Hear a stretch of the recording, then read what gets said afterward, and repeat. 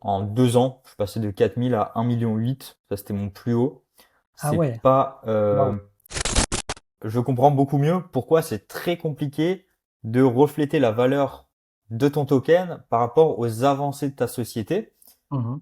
C'est globalement parce que tu as un conflit d'intérêt entre les utilisateurs, les clients, ceux qui achètent le token, et puis le projet. Ouais. Parce qu'un projet qui émet un token, c'est pour se financer.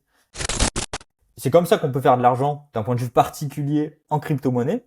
Mais ouais, c'est Mhm. juste des capitaux qui s'échangent, qui changent de place.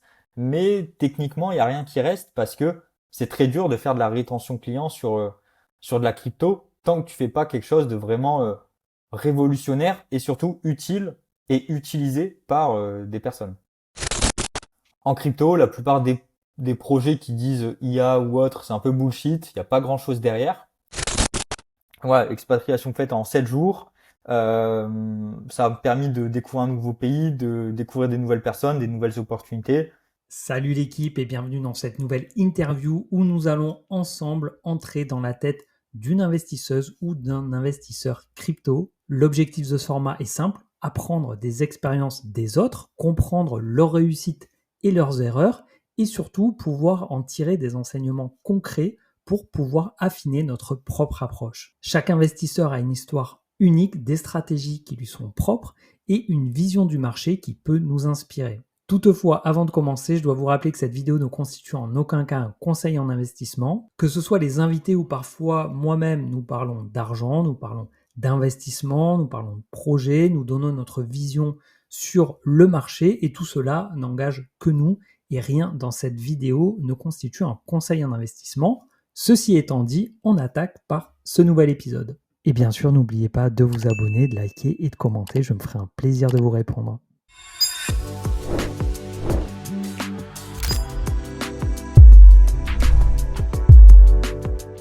Avant de continuer, un petit mot sur le partenaire de cette vidéo que je remercie car il permet de financer le contenu proposé sur cette chaîne. Il y a d'ailleurs un bonus de bienvenue de 50 € pour ceux qui passeront par mon lien d'affiliation. Pour ceux qui ne connaissent pas Bitpanda, la plateforme a été créée en 2014 en Autriche, donc ça ne date pas d'hier, déjà plus de 11 ans d'existence. C'est une des premières entreprises à avoir obtenu l'agrément MiCA à travers la BaFin, qui est le gendarme financier allemand. C'est une plateforme très complète et je suis loin d'être le seul à l'utiliser puisqu'il y a déjà 7 millions d'investisseurs qui l'ont rejoint. Il y a plus de 650 cryptos qui sont disponibles et plus de 3000 actifs numériques. Elle a l'avantage d'être régulée, sécurisée et fiable et de pouvoir comporter un peu toutes les classes d'actifs. On retrouve donc bien évidemment les cryptos, mais il y a aussi les métaux, les actions, les ETF, les matières premières et il y a également des indices crypto. Attention toutefois aux indices par rapport à la fiscalité. Elle est simple et intuitive et dispose de fonctionnalités très intéressantes comme un plan d'épargne Bitcoin ou encore la possibilité de mettre des ordres limites et également la possibilité de faire travailler son cash avec Bitpanda Cash Plus. C'est également une plateforme qui est innovante et qui développe de nouvelles fonctionnalités pour être de plus en plus connectée à la finance décentralisée. Au niveau des frais et des commissions, on est dans la moyenne des courtiers comme Finari ou Swissborg, mais on reste plus élevé que certaines plateformes 100% crypto comme Binance. Si vous avez des questions, n'hésitez pas à m'envoyer un mail, vous le retrouverez sur ma chaîne. J'ai également fait une vidéo pour comparer différentes plateformes. Je vous mets le lien pour en savoir plus. Et si vous êtes intéressé, je vous invite à vous inscrire via mon lien d'affiliation pour pouvoir bénéficier de 50 € offerts en Bitcoin. Aujourd'hui, j'ai le plaisir d'accueillir Elliot EPF, un jeune investisseur crypto de 27 ans, mais déjà avec une très belle expérience puisqu'il a commencé en 2017. Il est également business angel dans plusieurs startups. Il est l'auteur du livre Qui crée l'argent et cofondateur CPO du projet tech hardware Freegom. CPO, pour ceux qui ne connaissent pas, donc c'est Chief Product Officer, c'est la personne qui est chargée de définir la vision, la stratégie et la feuille de route du produit. Il est avec nous aujourd'hui pour nous partager son parcours, sa vision et ses expériences, qu'elles soient bonnes ou mauvaises en toute transparence. Bienvenue Elliot et merci d'être là. Bah, merci beaucoup pour l'intro très complète. J'en apprends. Ça clarifie aussi ce que je vais dire, donc tant mieux. Pour commencer, est-ce que tu peux nous partager un peu comment toi tu as découvert la crypto et qu'est-ce qui t'a motivé à investir et à t'intéresser à cet écosystème assez nouveau? Ouais, bah, généralement la crypto, on en entend parler, on creuse un petit peu, on essaye des choses, on oublie pendant quelques années, on y revient quand la crypto elle a fait x10. Donc ouais, c'est un peu comme ça que je l'ai découvert. Je crois que j'étais au lycée, je venais d'avoir un ordi, donc commencé à faire des trucs un petit peu en ligne. Et je suis tombé sur, alors si c'est il y avait des faucets et puis un, en gros les faucets c'était des sites qui te permettaient de claim, donc de réclamer des toutes petites portions de Bitcoin à l'époque ou d'autres crypto-monnaies. C'était bloqué par exemple toutes les 24 heures, donc c'était quelques centimes. Et du coup, je gagnais peut-être un centime toutes les 24 heures ou voilà des choses très minimes. Et du coup, derrière, Mhm. j'ai essayé même pas de les trader à l'époque, c'était plus de les mettre sur un casino en ligne. Enfin, c'était un truc comme ça pour essayer de le Ouais, multiplier. Et après, je crois que je m'étais fait avoir parce que du coup, je voulais que ça monte plus vite. Donc, j'avais mis la carte bancaire de mes parents. Mais du coup, j'avais payé 20 euros alors que j'avais tout perdu derrière. Enfin bref, ouais, tout le temps des histoires un petit peu comme ça. Mais au moins, ça te fait commencer à mettre un premier pas dans la crypto et tu vois un petit peu comment ça marche. Bon, ça, c'était vraiment la petite expérience tout début de la crypto. Et puis ouais, après, voilà, j'ai oublié quelques années et je suis revenu ensuite, alors avec un peu de minage sur mon ordi, mais pareil, c'était pas rentable, ça marchait pas trop et c'était quand même très technique pour moi. ouais, Euh, et puis après, ouais, quand j'ai commencé à gagner de l'argent, donc quand j'étais en alternance pendant mon master, là je me suis ouais. dit, ok, j'ai envie de l'investir. Je sais pas pourquoi, mais j'ai toujours eu ce truc de le moindre euro, je veux l'investir. Et puis c'est là où je me suis engouffré dans la crypto à 100%, quoi. C'est l'actif qui t'a apparu le plus intéressant? Ouais, alors je pense que c'était cette vision de décentralisation et se battre un petit peu contre le système. Et Ouais. puis, ouais, non, je pense que c'était principalement ça parce que du coup, quand j'avais même si aujourd'hui les jeunes ils sont encore plus à la page que nous, mais ouais, quand j'avais entre 18 et 20 ans, la notion euh, d'investissement, de ruissellement des capitaux, euh, de S&P 500, enfin j'avais pas du tout ces notions-là, donc je me suis Mhm. pas dit tiens la crypto c'est le plus rentable, je me suis juste dit j'aime les valeurs de la crypto, je pense que ça peut monter à X sans jamais penser à une market cap ou des trucs comme ça. Je me suis Ouais, juste dit, ok, let's go, je veux mettre de l'argent là-dedans, quoi. ouais. T'avais à la fois les valeurs portées par la décentralisation, la souveraineté de ces fonds, et le côté spéculatif sur lequel tu pensais que ça pouvait prendre en valeur et donc faire fructifier ton capital investi. Ouais, ouais, c'est ça complètement. Et puis même, je pense que c'est ce qui m'a, on va dire, c'est un petit peu les erreurs qui en ont découlé derrière, c'est se dire, ok, si j'achète un Ethereum aujourd'hui, euh, eh bien, quand il vaudra 10 000 $, ça me fera tant. Et en fait, enfin, pour moi aujourd'hui, c'est pas Mm. du tout c'est les réflexions à suivre, même si c'est les réflexions auxquelles on a envie de s'accrocher. Mais enfin, on peut jamais acheter tout en bas, on peut jamais vendre tout en haut. Et du coup, c'est juste se faire du mal psychologiquement. Et c'est vraiment, je pense, la pire des idées de se dire, OK, il me faut 10 Ethereum parce que quand ça vaudra 10 000, j'aurai 100 000. Et Mm. mais du coup, je me suis beaucoup accroché à ce genre d'idées. Et du coup, j'ai perdu aussi beaucoup derrière. Mais ouais, c'était vraiment cette notion de, OK, je peux gagner de l'argent et les valeurs aussi me plaisent, mais j'ai zéro, on va dire, éducation financière sur la partie voilà, macroéconomique, etc., quoi. J'étais encore très loin de tout ça. Mm. Comment t'as fait pour progresser sur ces notions de macroéconomie, de finance? Je pense en fait, ce qui m'a fait progresser très vite dans tous les domaines, c'est que déjà de un, j'aime apprendre et de deux, clairement, c'est lié à l'argent. Donc, plus tu as de l'argent et plus tu as des problèmes rapidement. Donc, moi, pour donner un petit peu les chiffres, parce qu'avant je les partageais, donc en gros, en 2019, j'ai commencé à faire une stratégie Shad à l'époque avec le Tron sur YouTube. Donc en gros, tu achetais des altcoins, tu vendais à x2, etc. Donc voilà, tout 2019, je m'étais bien préparé d'un point de vue trading, même si j'étais encore Mhm. très loin de beaucoup de notions. Et puis 2020 arrive, crash Covid, et là je me dis opportunité de ma vie. Donc je mets toutes mes économies, j'avais 4 000 euros comme je travaillais en alternance. Et all-in Ethereum, tout simplement. Je l'ai chopé entre 80 et 100 $ sur la remontée. Et Mhm. puis, euh, et puis voilà, donc en 2 ans, je suis passé de 4 000 à 1,8 million. Ça, c'était mon plus haut. Ah C'est ouais, pas, waouh. et c'est pas avec des mêmes coins ou autre, tu vois. C'est pas un truc illiquide ou quoi. C'était vraiment, j'étais sur ouais, top 200 crypto peut-être en market cap. Mais surtout, Ouais. ce qui m'a fait exploser, c'est tout ce qui est finance décentralisée. Un petit peu d'airdrop, ça représente quand même une bonne partie, je pense, parce que j'ai bien pris Mhm. des 6 chiffres en airdrop, mais vraiment finance décentralisée ou sur la Binance Smart Chain à l'époque, il y avait un nouveau truc qui s'ouvrait. Tu mettais 100 dollars, tu gagnais 100 dollars par minute, et le but c'était vite de vendre et de repartir. Donc Mhm. j'avais pas mal réussi là-dessus. Et derrière, mon but c'était quand même d'accumuler des Ethereum, puisque j'avais de grosses convictions dessus.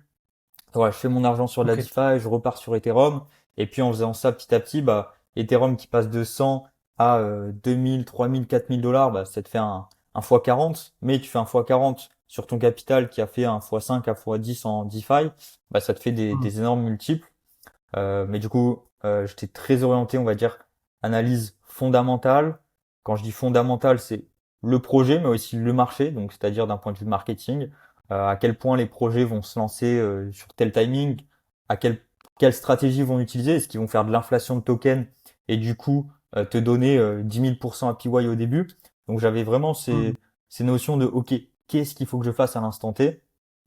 Du coup, j'ai su gagner beaucoup, mais derrière, bah, pic de marché, bear market, j'avais zéro notion de d'analyse technique. Donc là, je me suis fait défoncer hein, sur un an. Ouais, j'ai pris un bon moins 80%. Je me rappelle je crois le pire, c'était ouais, en 3 4 jours, j'avais perdu 500K, tu vois. Et je Wow. pense qu'encore ça allait parce que du coup, ouais, j'avais 23 ans à peu près. Et en fait, les notions d'argent, moi qui viens d'un milieu classique, pas riche, pas pauvre, où je gagne énormément d'un coup, déjà les chiffres, je comprenais rien du tout ce que c'était. Enfin, tu sais, tu te dis pas c'est du concret ou quoi. Tu penses juste comme un génie et Ouais. tu dis, ok, je suis un génie, je comprends tout, donc je continue dans ce que je sais faire et je me pose jamais la question de sécuriser, entre guillemets. Oui. Euh, et, et du coup, je gagne beaucoup, et puis derrière, je perds beaucoup. Mais comme mon cerveau ne s'est jamais habitué à avoir un très gros lifestyle, parce que ça allait très vite, donc j'ai pas augmenté mon lifestyle énormément non plus. Euh, la descente est toujours plus dure, mais voilà, sur la montée, pareil, ça m'a pas transformé ma personne en tant que telle, parce que c'était tellement rapide que ton cerveau, il a pas le temps de comprendre, ok, là, je suis en train de devenir riche, c'est de l'argent que j'ai accumulé pendant 10, 20, 30 ans. Non, ça s'est fait en quelques mois. Mhm. Et puis voilà, j'en suis là aujourd'hui, je fais avec les moyens, je perds beaucoup. Et après, le but, voilà, ça a été de rebondir et de faire en sorte de pas reproduire les mêmes erreurs, quoi. Ouais. C'est la notion de prise de profit en fait qui était un peu absente par Bon, manque de j'ai envie de dire stratégie, par zéro. Zéro. En fait, pour la ouais, première fois, pour te dire, je suis sorti du marché à 100%, donc même pas sorti en fiat, tu vois, en stablecoin. ouais, C'était en ce début d'année 2025. Donc on va dire entre 2020, je mets mes 4 000 € et début 2025, j'ai tout le temps été exposé à entre 80 et 100% au marché crypto. Donc c'est-à-dire tout le temps avec du Bitcoin, Ethereum et altcoin du top 10 généralement. Mais voilà, j'étais jamais sorti complètement du marché. Et quand je l'ai fait en début 2025, c'est vrai que c'était un gros soulagement. Mais au final, je suis rentré 2 mois après, quoi. ok. C'est quoi qui t'a fait sortir? Euh, on va dire ma situation dans laquelle je suis aujourd'hui, c'est-à-dire que j'ai pas besoin de faire un x10 sur mon capital pour être sécurisé. Par contre, j'ai besoin de ne pas faire un moins 70%. Donc, par exemple, Mhm. là, à l'instant T, début novembre, je suis 75% hors du marché. J'ai un petit peu de D'accord. Bitcoin, Ethereum, Solana. J'attends de voir ce qui se passe. Je préfère attendre des continuations haussières, que Bitcoin reprenne petit à petit 112K, 115, pour voir si, voilà, en gros, on a plus de chances d'aller en haut. Et je préfère racheter plus haut parce que j'ai une taille de capital qui me permet de pas viser un x10, mais je peux pas me permettre d'avoir un moins 70 dessus. Ouais, ouais, bien sûr, bien sûr. Et c'est important de le préciser parce que euh, chaque investisseur en fait va avoir sa propre gestion du risque. C'est lié à ses objectifs, c'est lié à sa personnalité et c'est aussi lié en fait à la taille de son capital.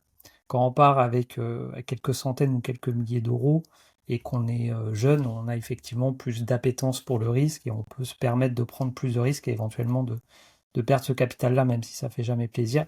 Arriver au niveau où tu es, c'est sûr que il vaut mieux jouer la sécurité, aller sur des actifs comme Bitcoin et se désexposer du marché quand on a une crainte ou quand on sent que la tendance est pas terrible. Ouais, c'est ça complètement. On va dire, c'est c'est bah, comme je te le disais, moi mon portefeuille aujourd'hui c'est donc total patrimoine, on va dire, c'est 30% startup, 70% crypto. Donc tu dis ça à un père de famille, bon, t'es pas dans la même situation et enfin voilà, j'ai rien en bourse, j'ai rien en liquidité cash. Les stablecoins que j'ai, ça marche en finance décentralisée. Hier, on a eu un hack sur Balancer et Aura, donc c'est des infrastructures qui ont des pools de liquidité. Donc c'est comme ça que tu génères du rendement en finance décentralisée. Et voilà, j'ai 6 chiffres dessus, donc au début, je vois qu'il y a un petit peu de panique sur Twitter. Je fais bon, vas-y, tranquille, je verrai ça demain. Après, je me dis non. Et sur FTX aussi, j'avais beaucoup perdu. Donc je me suis dit, ok, le Mm. moindre risque, je le sors et je préfère me désexposer. Même si je suis encore dans un, on va dire, un marché hyper hyper risqué, hein, bah, startup et crypto. Donc je reste un profil très risqué, mais j'essaye de dérisquer un petit peu à l'intérieur de mes poches, quoi. Hmm. Ouais, ouais. Et j'allais y venir justement sur l'allocation d'actifs sur les différentes classes d'actifs. Donc, tu as déjà répondu à la question que tu étais donc sur la crypto et les startups, euh, mais que du coup, tu étais ni sur l'immobilier, ni sur la bourse, ni sur les matières premières, sur les métaux précieux. Qu'est-ce qui fait qu'aujourd'hui, tu ne t'exposes pas à ces classes d'actifs? Alors déjà, immobilier, je suis en train, enfin en gros, j'adore l'immobilier, je m'étais formé à 18 ans à fond dessus. Euh, mais si je fais de l'immobilier, ça sera à l'étranger, avec des modes de financement. Pareil, moi aujourd'hui, on va dire, je réfléchis beaucoup en quelle stratégie je peux faire et quel est mon rendement net, net, net dans ma poche en fonction de la classe d'actifs et de ce que je peux faire avec. Donc l'immobilier à l'étranger, oui, avec une sorte de pseudo-levier, que ce soit des Mhm. financements avec le promoteur, des refinancements où le promoteur emprunte pour moi à la banque, enfin des stratégies comme ça. Donc je suis pas mal en train de creuser toute cette partie et si possible payer en crypto, ça m'arrange. Donc je regarde tout ça. Mhm. Beaucoup, ça se fait beaucoup à Dubaï, sauf que à Dubaï, pour moi, j'estime qu'on est dans une bulle. Voilà, chacun son avis, mais bon, quand on a des représentants des sociétés de Dubaï, des commerciaux qui viennent en France, qui viennent franchement, dans la plupart des pays, tu as des présentations, opportunités d'investissement immobilier à Dubaï. Pour moi, c'est un gros red flag. Et quand ils arrivent à reach des personnes qui ont rien à voir avec l'immobilier, euh, il y avait une personne, l'ex d'un pote, et en gros, elle voulait investir à Dubaï alors qu'elle a jamais investi en France, elle a jamais eu cette notion d'investissement, alors qu'on est un cercle proche à parler toujours d'investissement. Donc s'ils arrivent à Mhm. reach des personnes comme ça, pour moi c'est gros red flag. Mais voilà, les méthodes de Dubaï d'un point de vue financement, crypto, etc., c'est très smart et ça commence à se reproduire un petit peu dans d'autres pays. Donc voilà, je creuse un petit peu et je pense que je vais y venir d'ici quelques années tranquillement, suivant les opportunités. Ouais. Ensuite, tout ce qui est bourse et métaux précieux, ça m'intéresse pas parce que, en fait, aujourd'hui, moi, je suis quand même en tout cas, je m'identifie à un entrepreneur depuis un an, même si on va dire que tout ce que j'ai fait en crypto, c'est pas, tu sais, beaucoup te qualifient de trader quand tu es en crypto. Sauf que moi, quand je faisais des recherches d'airdrop, quand je faisais de la finance décentralisée, quand j'essayais de construire une pool de liquidité, ben en fait, ça, c'est une sorte d'entrepreneuriat dans la crypto. Donc, c'est toujours difficile de qualifier, mais c'est juste que tu es aveugle, tu sais pas où tu vas, tu essayes des trucs, il y a des trucs qui marchent pas, tu te dis, tu vas sur un autre chemin. Donc, pour moi, je trouve que c'est quand même de l'entrepreneuriat crypto, et c'est là où tu peux faire le plus d'argent avec le moins de moyens, on va dire, financiers. Euh, et tout ce qui est bourse et tout, voilà, c'est plutôt soit tu fais de l'investissement recurring, donc tous les mois tu DCA ou tu fais des points d'entrée plus intéressants, mais moi j'ai pas forcément la situation pour, Ça m'intéresse pas de mettre 500 euros, 1000 balles sur le S&P 500 ou autre. Soit tu vas faire du stock picking et là, du coup, bah voilà, tu trades clairement euh, les actions. Mais du coup, je préfère le faire en crypto, là où j'ai plus de conviction et où je connais beaucoup mieux. C'est toujours pareil, hein, la classe d'actifs, tu vas sur celle qui te parle le plus, où tu peux avoir plus D'accord. d'adhérence long terme sur cette classe d'actifs et du coup, tu peux devenir un expert parce que si tu fais 2 ans de crypto à fond, 2 ans de S&P 500 à fond, 2 ans de trading algorithmique à fond, en fait, au final, t'es expert nulle part. Alors que si tu restes focus sur une seule classe, t'es plus à l'aise et t'es plus expert là-dedans. Donc voilà pourquoi j'ai pas choisi ces autres classes d'actifs. Et puis, moi, en gros, j'ai fait mon argent en crypto. J'ai perdu beaucoup en crypto. Du coup, la question, c'était comment je fais pour avoir le même genre de rendement, mais avec potentiellement un risque inférieur. Et du coup, là, j'ai découvert Mhm. les startups.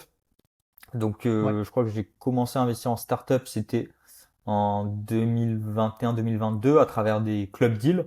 Donc, à l'époque, c'était beaucoup moins répandu que cette année. Enfin, depuis 2024, ça a pas mal Mhm. explosé avec C'est clair. l'émission sur M6, etc.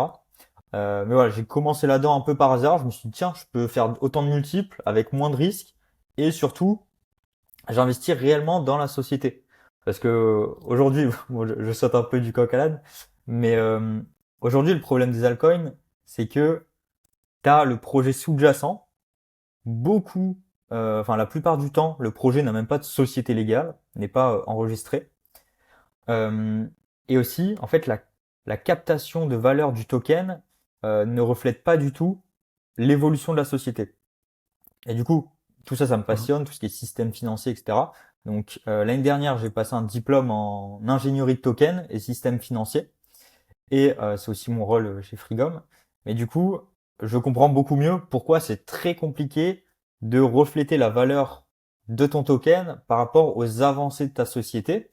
Mhm. C'est globalement parce que tu as un conflit d'intérêt entre les utilisateurs, les clients, ceux qui achètent le token, et puis le projet. Ouais. Parce qu'un projet qui émet un token, c'est pour se financer. Et du coup, pour se financer, il doit obliger, entre guillemets, vendre son token, donc pression vendeuse.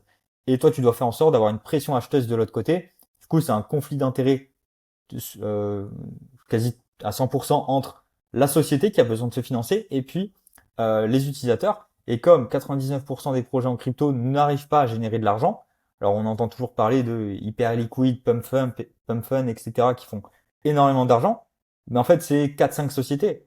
Et en crypto, il y a des milliers de projets qui se lancent toutes les semaines.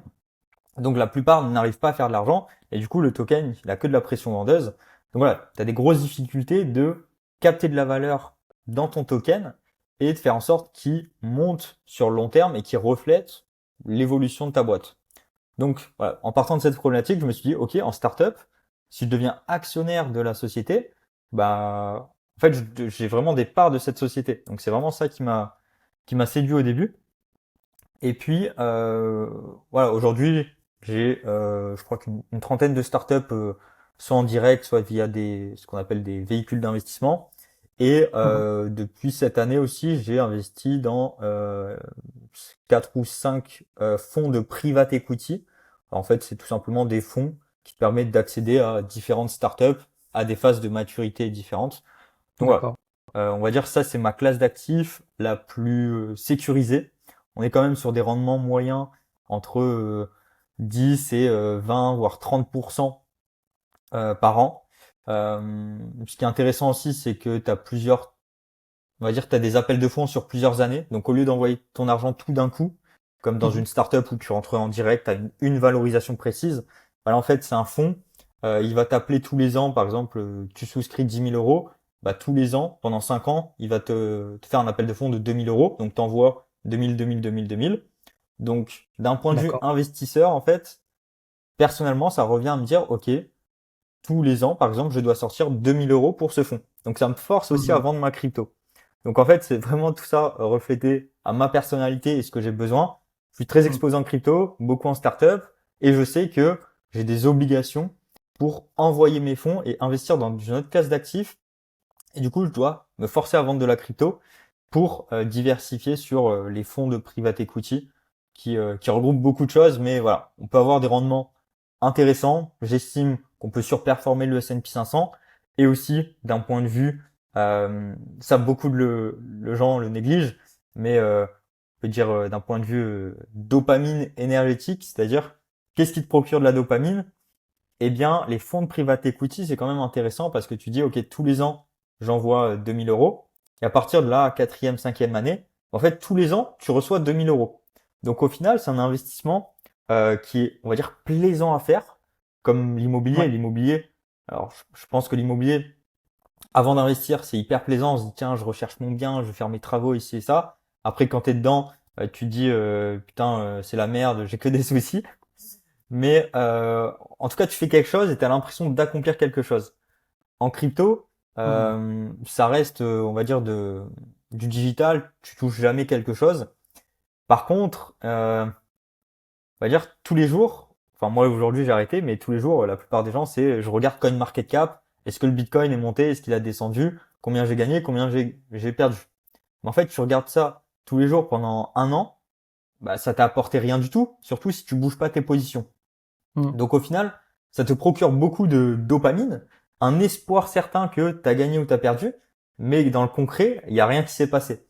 Et on va dire tout ce qui est S&P 500 et les autres classes d'actifs, bah, c'est quand même ennuyant de se dire, OK, je fais ma stratégie et je verrai dans 10 ans. Alors que le private equity, enfin, je trouve que pour moi, c'est plus plaisant d'envoyer tous les ans et ensuite tu récupères tous les ans. Tu peux te faire un peu des estimations, tu sais, OK, si j'investis 50 000 sur 5 ans, du coup, dans 10 ans, je vais récupérer tant. Et si je fais l'effet boule de neige, hop, donc tu fais des petits calculs et puis ça stimule un peu plus le cerveau que juste dire je fais une stratégie plus classique, quoi. Ok, ouais, tu as ce côté, euh, ce côté adrénaline, comme tu le dis, qu'on retrouve aussi effectivement pas mal dans les cryptos. Et par rapport à ce que tu disais sur l'immobilier, moi qui investis dans l'immobilier en locatif, c'est vrai que ce que tu as décrit, c'est totalement ce que j'ai ressenti quand j'ai commencé à investir dans l'immobilier. J'avais vraiment le sentiment de participer à quelque chose, de construire quelque chose, d'apporter de la valeur à des futurs locataires. Et après, tu as la phase travaux où bah, forcément les travaux ça se passe jamais vraiment comme prévu et c'est un peu la galère. Moi j'ai rencontré également des soucis avec des locataires. Je me suis retrouvé au tribunal 2 fois pour impayé. Donc c'est vrai qu'il y a des moments aussi où tu vis des moments qui sont pas forcément très agréables, mais qui font grandir. Et après, une fois que on va dire les problèmes sont réglés, jusqu'à ce que des prochains arrivent, hein, parce que c'est pas parce que aujourd'hui par exemple tout va bien pour moi que dans je sais pas demain, 6 mois, un an, il y aura pas à nouveau des soucis à gérer. Mais c'est ennuyeux. Enfin, il se passe rien de Ouais. particulier, quoi. C'est très calme. Bah, Et la manière dont on investit aujourd'hui via les ETF en bourse, pareil, c'est assez ennuyeux. Voilà, tous les mois, bon, bah, on a l'investissement qui se fait automatiquement et il se passe pas grand-chose de particulier. Après, enfin, moi, je suis pas sur la bourse comme toi parce que je pense que Bitcoin a beaucoup plus de potentiel que n'importe quel ETF. C'est le côté un peu espérance de gain, le ratio risque-récompense que je trouve plus intéressant en Bitcoin, mais ça c'est un avis du coup personnel. Et après pour la partie fonds private equity, ça c'est vrai que j'ai pas encore mis les doigts dedans. Tu vois, je suis encore un peu frileux à investir en startup pour une raison en fait, c'est le taux de casse qu'il y a sur les startups. Donc après, il y a une différence entre investir dans un projet en direct et investir dans des fonds. Mais encore que, tu vois, je pense, si tu veux en parler 2 minutes, parce que je maîtrise pas bien le sujet, comment ces ouais. fonds fonctionnent? C'est eux qui sélectionnent du coup des projets? Ouais, alors en gros, euh, donc quand on parle de private equity, alors les notions anglais, françaises, tu as toujours des choses qui changent un petit peu, mais private equity, en gros, c'est tout ce qui est non coté. Dans le non Mm. coté, tu as, on va dire, le plus risqué, donc les sociétés les moins matures qui se lancent à peine, avec par exemple juste un PDF et le fondateur qui a une idée, bah ça c'est la startup. Les fonds de private equity qui investissent en startup, c'est les venture capital. Généralement, on dit les VC pour venture Ouais. capital. Mm. C'est des fonds. Alors, en français, venture capital, c'est capital risque. Bon, Ouais. toujours cette Mm. notion de français, c'est risqué, alors qu'aux États-Unis, c'est voilà venture capital. Ouais, c'est Euh, clair. mais voilà, en gros, si tu investis dans un fonds de venture capital, eux, ils vont investir dans des startups non matures, donc dès qu'elles se lancent, donc des valorisations entre 1 et 5 à 10 millions grand maximum. Donc tu vois, si tu compares la crypto, les altcoins, c'est des Mm. low cap, top 10 000 de coin market cap. Mm.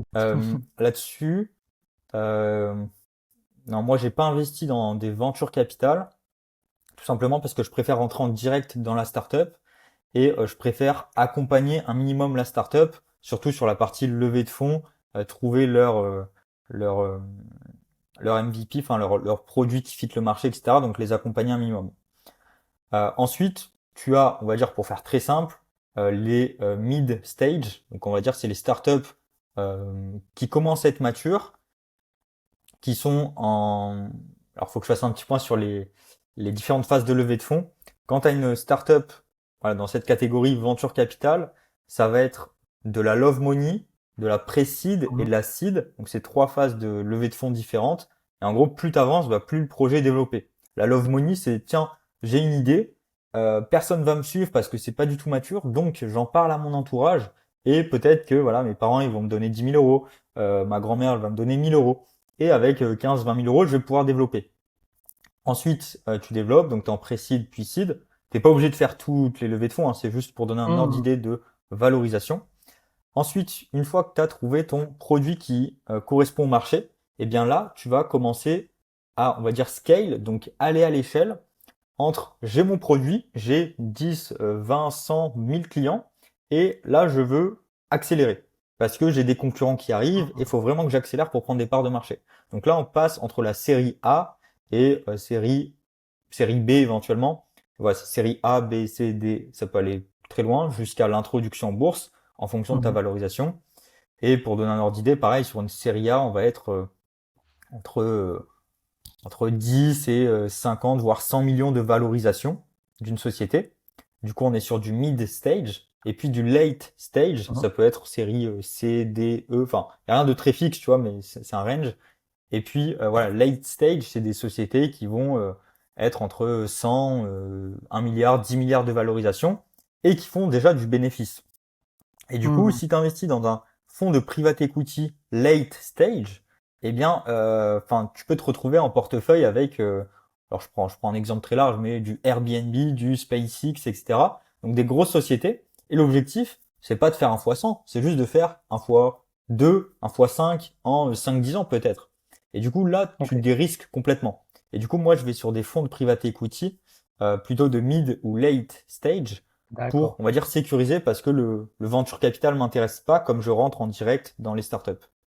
Ok, bah écoute, c'est très clair. Si tu rentres en direct sur des startups qui sont vraiment au lancement, startup en lancement, tu rentres en direct et sur des entreprises qui sont déjà établies, qui font déjà des bénéfices et qui tournent plutôt bien, mais qui sont pas encore introduits en bourse, à ce moment-là, tu passes par des fonds de private equity. C'est ça. Et Ok. pour donner un exemple concret, par exemple, tu as beaucoup de sociétés non cotées. Donc ça veut dire que tout simplement, elles ne veulent pas s'introduire en bourse, donc être publiques, être achetables publiquement. Tu as des avantages, mais beaucoup d'inconvénients. C'est un petit peu comme les Mhm. projets. Voilà. J'en parlais avec Axel, le CEO de Frigom. C'est en gros, t'as, donc Frigom, c'est une société tech qui fait du Web3. Il y a beaucoup de sociétés Mhm. Web3 qui essayent de faire de la tech. Et du coup, les sociétés Web3, généralement, elles lancent un token dès qu'elles peuvent pour se financer, pour faire du marketing, etc. Et les sociétés tech qui font du Web3 essayent au maximum d'éviter le token. Parce qu'une Mhm. fois que tu lances ton token, c'est comme si tu faisais une introduction en bourse parce que tu deviens public, achetable publiquement. Et du coup, Mhm. c'est que ta société ou ton token, ça devient un petit peu ton produit. Donc tu dois satisfaire la presse, tu dois satisfaire les influenceurs, tu dois satisfaire tes actionnaires avant de satisfaire ton réel produit. Donc ça veut dire que tous tes efforts, tu vas le mettre sur ton token au lieu de le mettre sur ton produit parce que tu es public.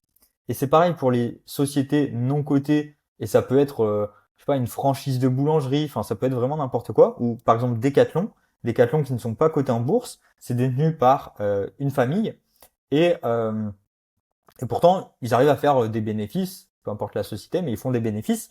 Et il y a des sociétés qui font beaucoup plus de bénéfices et qui sont non cotées comparé à des grosses sociétés qui font beaucoup de bénéfices et qui sont cotées. Donc, on a beaucoup l'idée de une société qui est cotée, c'est la finalité. Il faut absolument arriver à une société cotée pour être un mastodonte. Mais non, il y a Hmm. beaucoup de sociétés qui font beaucoup de cash, qui sont non cotées, qui le resteront toujours, parce que pour se faire coter, tu as beaucoup de régulations à faire. Tu dois publier tes comptes, publier tes marges, publier tes fournisseurs. Donc en fait, tous tes concurrents, ils peuvent venir te prendre toutes tes informations. Donc être coté, c'est pas forcément la meilleure chose à faire pour une société. Ok, hyper intéressant. Et tout à l'heure, tu parlais de produits, de projets qui génèrent des revenus. Aujourd'hui, quand tu te positionnes sur un projet crypto, est-ce que c'est l'élément clé que tu regardes? Euh, non, ça reste quand même très très compliqué la crypto et le Web3. Euh, L'an dernier, en fait, où j'ai énormément appris, bon déjà en rejoignant le projet Freedom, parce que je suis passé de investisseur, Mhm. pseudo-entrepreneur dans la crypto, à essayer de trouver le meilleur projet, à faire des transactions, des trucs comme ça, à je construis un produit, mais pour construire un produit, faut faire de la recherche de ce qui marche à l'instant T sur un marché. Donc l'an dernier, je crois que j'avais fait un post LinkedIn, j'ai pris, je crois 70 avions dans l'année, enfin un truc comme ça. En gros, toutes les 2 3 semaines, je voyageais sur des événements crypto à travers le monde. Et en fait, tu te rends compte de comment fonctionnent les projets d'un point de vue très produit et marketing. Donc produit, ça veut dire le, en fait, le produit, c'est le fruit de ta recherche et développement par rapport à ce qu'attend le marché. Donc, Mhm. je prends l'exemple concret aujourd'hui, Hyperliquid, qui font beaucoup de revenus. Je crois qu'ils ont décidé de faire 98% de buyback du token. Donc, en gros, tous leurs revenus, 98%, ils renvoient dans le token. En fait, ça aujourd'hui, c'est une hype marketing. Donc, c'est des méthodes marketing qui fonctionnent et que le marché attend. Donc, si aujourd'hui tu lances un token, c'est quasiment sûr, tu dois faire ça. Donc, racheter avec des Ouais, revenus issus de ton protocole, de ton token. Mais il y a 2 ans, c'était peut-être acheter le token et le brûler, l'envoyer dans du burn. ouais, ouais, ouais, Donc, en c'était fait, différent. c'est des hypes de marché qui changent énormément. Et on est en crypto, donc tout va hyper beaucoup plus vite. Et toutes les 3 semaines, les méthodes marketing changent. Donc voilà, faut savoir un petit peu s'adapter à tout ça. Et donc aujourd'hui, moi, si je vais sur une crypto-monnaie, j'estime que, alors sur mon portefeuille, je suis Bitcoin, Ethereum et Solana. Et ensuite, tout le reste, c'est vraiment très court-termiste. Si je sais qu'il y a, une annonce, un effet d'annonce, s'il y a peut-être du marketing qui va être engagé, je vais peut-être aller dessus pour faire des gains court terme. Mais bon, il suffit de regarder. Et ça, j'ai fait beaucoup cette erreur. Hein. Je crois que c'était sur Polkadot. J'avais fait une vidéo dessus où en fait mon objectif c'était de gagner un Polkadot par jour. Et du coup, Mhm. au plus haut, j'avais 200 000 dollars en stacking sur Polkadot. Et je gagnais mais un Polkadot par jour. Donc ça me faisait, je sais plus combien c'était, peut-être 30 dollars par jour, un truc comme ça. Et je me disais, ouais, si Polkadot il monte à X, je vais gagner 100 dollars par jour et je serai à la retraite, tu vois. C'était ma Mhm. réflexion. Mhm. Sauf que, en fait, toutes les cryptos, tu regardes sur tous les cycles, tous les 2 3 ans, le, le top 10, il change constamment et le top 100, enfin, il change tout le temps. Donc en fait, tu peux pas t'attacher Mhm. sur une crypto-monnaie autre que Bitcoin, Ethereum, éventuellement Solana, à voir ce qui se passe. Voilà, le top 5 il change tout le temps, généralement, mais à partir du top 10 derrière, ça change complètement. Et si tu te dis, tiens, je vais aller sur cette crypto pour du long terme parce que je sais que sur le long terme ça va marcher, non, peut-être que le projet il va marcher, mais en tant que token ingénieur, j'aime bien rappeler ça, c'est vraiment Mhm. capter de la valeur sur son token sur le long terme, c'est hyper difficile. Et c'est Ouais. même que Mhm. techniquement, c'est même pas fait pour, parce que la société n'a aucun intérêt à racheter son token. Faut vraiment comprendre ça. Si j'ai une société, que je fais du bénéfice, que j'ai des salariés à payer, que je veux faire de la croissance, que peut-être ouais, je veux faire des rachats d'autres sociétés, pourquoi je vais racheter mon token? Si je rachète mon token, c'est uniquement pour faire plaisir à ma communauté. Mais du coup, tu payes pour donner du sentiment, pour donner que ta communauté soit contente. Et c'est pas parce que ta communauté est contente que ton produit va être plus utilisé. Parce que tu as on va dire bien les sûr. spéculateurs de ton token et t'as les utilisateurs. Et c'est pas les mêmes. Des fois, c'est les Mmh, mêmes. mmh. Mais en fait, toutes ces notions-là, c'est mon travail de token ingénieur, c'est d'identifier tous les agents prenants. Donc, tu as peut-être le spéculateur, tu as peut-être le trader, tu as l'utilisateur. Tu en as un qui va être 70-30, qui va avoir du coup, qui va être très derrière ton projet, le soutenir sur les réseaux sociaux, et il va avoir un tout petit peu de token. Et en fait, l'idée, c'est de faire des stress tests de, OK, cette personne, qu'est-ce qui se passe si elle vend 10% de ses tokens qu'elle a achetés euh, en pre-sale, cette personne, qu'est-ce qui se passe si elle a fait x10 sur son capital et elle veut réinjecter dans le token et Mmh. de faire tout ça, mais c'est hyper complexe. Et du coup, vraiment, sur le long terme, c'est très compliqué d'avoir un token qui capte de la valeur. Donc moi, aujourd'hui, pour répondre à la question plus simplement, je vais sur un token de façon très court terme, sur quelques semaines, pour choper une petite faire performance, essayer de surperformer Bitcoin potentiellement. Mais voilà, j'essaie de ne pas m'attacher à une crypto-monnaie sur plusieurs mois. Mmh. Et cette histoire de buyback, donc tu parlais d'Hyperliquid qui utilise 98% de ses revenus pour racheter son jeton. Ça pose la question aussi de la centralisation des jetons parce que, in fine, s'ils génèrent des millions et qu'ils achètent à hauteur de millions leurs jetons, bah, du coup, ils ont un portefeuille qui est de plus en plus important et qui potentiellement peut aussi mettre à un moment donné, tôt ou tard, une pression vendeuse parce qu'il n'y a aucune raison qu'ils les gardent de manière indéfinie. Ouais, c'est ça. Bah, c'est un peu la stratégie de CZ, donc le PDG de Binance, où il a beaucoup de BNB tokens. Et c'est ce qui a Hmm. fait que le BNB token est monté très haut euh, et qui est très résilient. Mais le jour où il voudra commencer à vendre, alors on ne sait pas, peut-être il le fera jamais, peut-être il le fera, mais du coup, être dépendant d'une seule personne, c'est comme Hmm. investir sur Tesla. Moi, je suis assez fan, mais demain, Elon Musk, il lui arrive quelque chose, bah, tu perds 50% de ton patrimoine, entre guillemets, parce que voilà, ça dépend, ça repose tout sur une seule personne. Donc ouais, c'est centralisé. Ouais. Et si demain Hyperliquid s'arrête, il suffit que le CEO décède, enfin c'est pas en plus petit aparté, tu vois, mais dans Freegum, donc le CEO fondateur qui a initié le projet en 2019 est décédé en décembre dernier. Donc ça fait Ah partie oui. de la vie et c'est des risques à prendre en compte et de se dire tiens, je all-in sur une seule crypto, une seule action.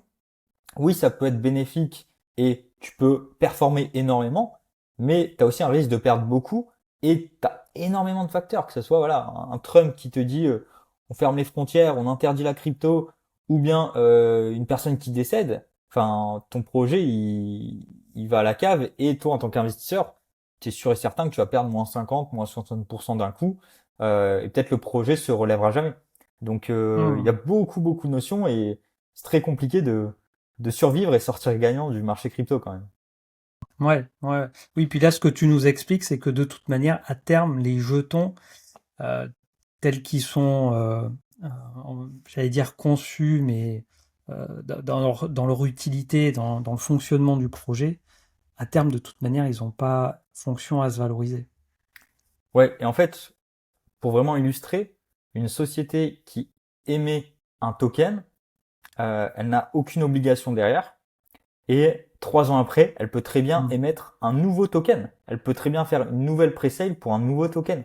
Il n'y a rien qui l'en empêche. Ouais. Il y a juste sa communauté des premiers investisseurs qui vont râler. Mais pareil, est-ce que ceux qui râlent, c'est tes utilisateurs? Est-ce que c'est ceux qui soutiennent le projet ou c'est plutôt ceux qui crachent sur toi sur Twitter? Donc, ouais, en fait, un token n'a capter de la valeur, c'est très compliqué. Hyperliquid, je crois, hein, je sais pas exactement ces chiffres, mais je crois qu'ils étaient passés de 93% de buyback à 98%.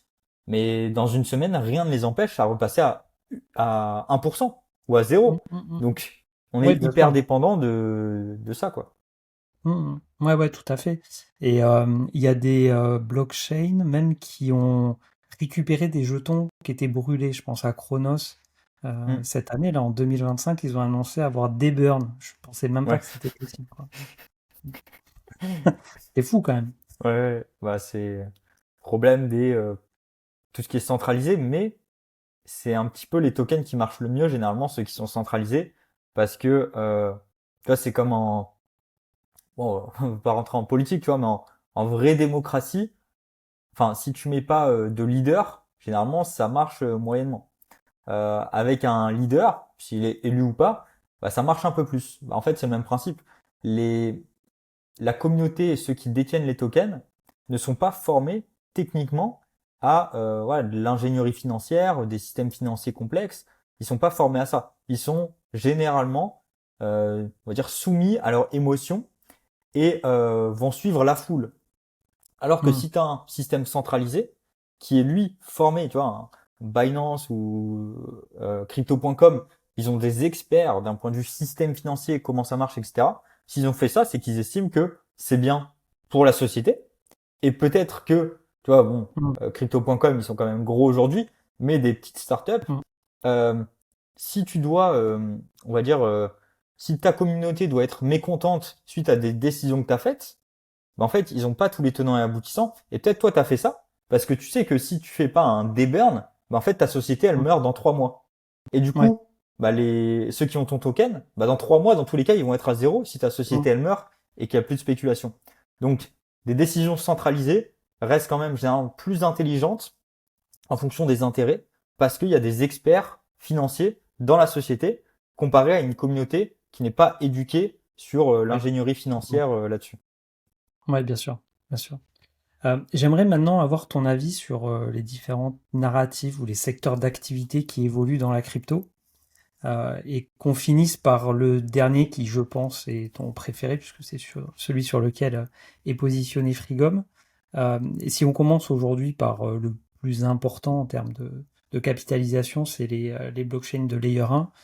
Euh, c'est quoi ton avis sur les Layer 1 et la concurrence qui continue de se développer malgré tout? Enfin, moi j'ai commencé en 2017, en 2021 on a eu toute une vague d'Ethereum killer.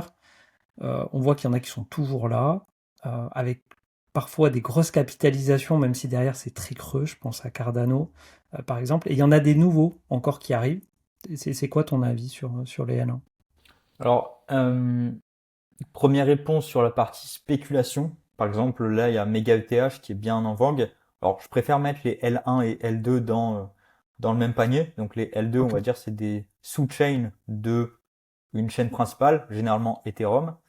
Euh, donc, d'un point de vue spéculation, ça peut être intéressant. Enfin, même c'est très intéressant. Je pense qu'il faut y aller dessus. MegaETH, j'ai investi Hmm. dessus. On verra ce que ça donne. Là, on a la réponse demain, je crois. Berachain, pareil, mais Berachain aujourd'hui c'est à moins 90%. Donc en fait, pareil, c'est très court-termiste et il faut aller, Hmm. en tout cas pour entreprendre en crypto et essayer de faire de l'argent, faut aller sur ces marchés très hypés. Ça va durer quelques jours, quelques semaines, faut y aller. Ça prend du temps, de l'énergie, il y a des risques, mais ça peut valoir le coup. Et en fait, le problème de tout ça, c'est que ces blockchains jouent à 100% sur l'acquisition client et non la rétention. Euh, Nous, pareil, à Mhm. parté chez Frigom, je te dis ça parce que je suis vraiment utilisateur et je comprends vraiment les besoins des utilisateurs. C'est, on vise d'abord la rétention. Alors déjà parce que dans notre team, on est meilleur là-dedans, dans la rétention que plutôt l'acquisition. L'acquisition, ce que je veux dire par là, c'est toutes ces blockchains, elles ont des facilités à attirer beaucoup de monde. Exemple très simple, euh, un des cofondateurs d'Ethereum a ensuite créé Polkadot. Donc, Mhm. le mec qui est hyper connu, tiens, je lance une blockchain, investissez chez moi, et il a levé, je sais pas combien, des centaines de millions très facilement. Et aujourd'hui, la plupart des projets, c'est ça. C'est soit des bitcoiners qui ont investi à l'époque et qui ont fait des dizaines, des centaines de millions sans savoir grand-chose à la crypto, comme moi y compris, et beaucoup de personnes, hein, quand on investit en crypto et qu'on fait des grosses plus-values, c'est beaucoup de chance. On a été là au bon moment, on a saisi les bonnes opportunités, mais voilà, ça aurait pu arriver à moi ou à d'autres personnes. Et, euh, et du coup, ces personnes qui ont été connues parce qu'elles ont fait beaucoup d'argent, en fait, lancent un nouveau projet. Et du coup, les gens se disent, tiens, le mec, c'est un génie, donc je vais investir dessus. Alors que, Mhm. bah, c'est pas vrai, c'est pas forcément vrai. Ça peut l'être, parce que du coup, il a du réseau, donc ça va faire de la hype, et du coup, tout le monde va venir chez lui. Mais c'est le problème des L1 et L2, où c'est un ancien fondateur, c'est un mec qui est connu, qui lance son projet. Mhm. Techniquement, c'est peut-être vide, mais peu importe, parce que en Web3, aujourd'hui, ça reste quand même le marketing qui est le plus important que la tech. Et du coup, bah, tout le monde se rue dessus. parce que le mec réussit à lever peut-être 10, 50, 100, 200 millions. Et avec ces 200 millions, il va tout simplement faire ce que j'appelle des incentive marketing.